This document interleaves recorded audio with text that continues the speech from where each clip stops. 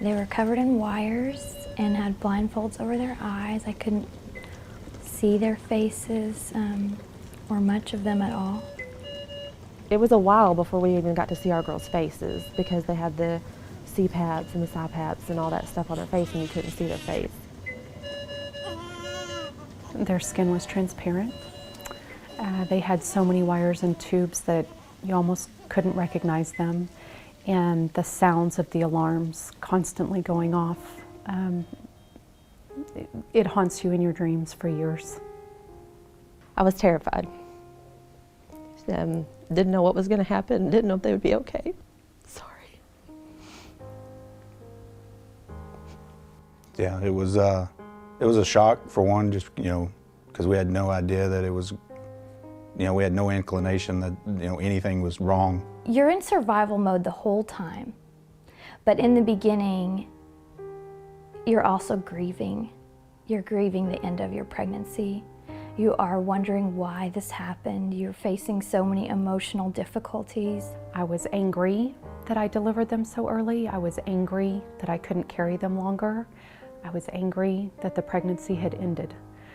And that quickly turned into sadness, a great sadness and a great loss. They told us, it'd be like a roller coaster. That's the very NICU true. roller coaster, and it's very true because we would be there for a few days, everything was going fine. You're thinking, okay, this is not that big of a deal. And then you walk in and bam, something's happened or there's been a setback, and then, you're taking 2 steps back and you're like, this is never gonna end, this is never gonna get better. The biggest difficulty is having the care of your children completely out of your hands, and to watch them struggle to breathe and to feel pain, and you can't even pick them up to comfort them. She started turning blue and was reaching for her mask and just basically had a look of desperation in her eyes, like, help me.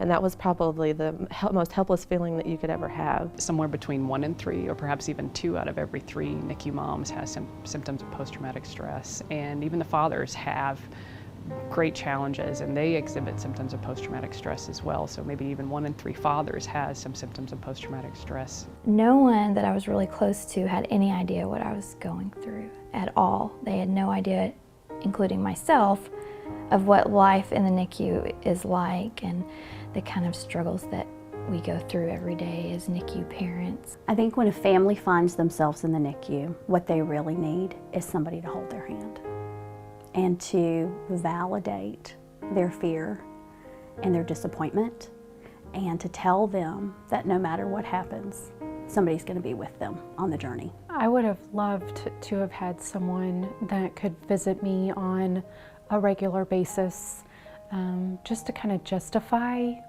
that what I was going through was traumatic and difficult. It means a lot to have someone specifically address the symptoms that are happening for these parents, because then you feel like they're addressed, and really some of the research shows that they can help, a support person can help alleviate some of those stress symptoms and allow the parents to find new coping mechanisms to help them deal with the stress that they have in the NICU. It's really important that families have somebody that they connect with, and so we provide our program facilitator at the bedside who visits daily, and then also runs our evening sessions with families that they come to for education and support as well. We want what we do around caring for that baby to be caring for the whole family, because it's about the family unit. And NICU Helping Hands is a big part of that, because they come in and they help educate that family. They help give that family information about, here's what you can expect when you're in our NICU.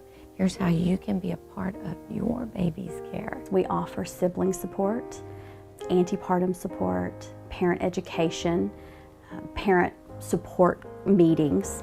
We have an Angel Gown program, which is our bereavement program for families that lose a child. We have one-on-one mentoring program where we match parents, current NICU parents, with a graduate parent who has been through that journey. We also have a NICU Mom Connect group, which is for families, moms who have come out of the NICU and are navigating the after the NICU days and months. At the heart of our mission is the promise to provide parents with whatever they need, whenever they need it. I think our story would be completely different without the organization, without Nicu Helping Hands, without somebody there that has been there on the personal level that can relate to you. Nicu Helping Hands provided really a friend to me every day that would come by and check on me and my family and see how we were doing and encourage us to just keep going. I want Nicu Helping Hands to give hope, to let them know that they're not alone, that we share this journey with them. We'll be with them in the hard times. We'll be with them in their happy times, when they're celebrating going home, when they're celebrating their baby's first birthday. We'll be there.